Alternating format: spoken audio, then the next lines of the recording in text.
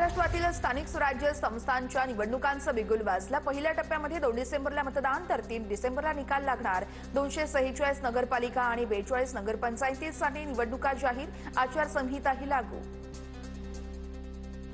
मतदार याद्या 7 नोव्हेंबरला प्रसिद्ध होणार। 10 ते 17 नोव्हेंबर या काळामध्ये नामनिर्देशन अर्ज दाखल करता येणार। 18 नोव्हेंबरला अर्जांची छाननी तर माघारीसाठी 21 नोव्हेंबरची मुदत।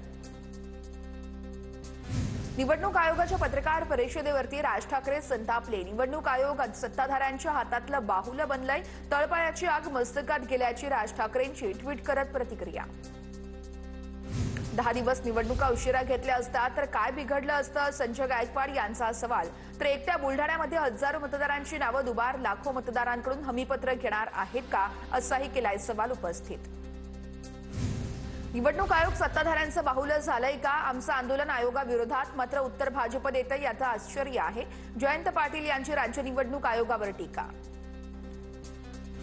निवडणूक आहे की कटकारस्थान, बच्चू कडूंचा सवाल। भाजप निवडणुकांमध्ये खेळी करू शकतं। बिहार आघाडीला आणि मुंबई मालिका ही भाजपला अशी खेळी असू शकते, बच्चू कडूंचा भाजपवर निशाणा।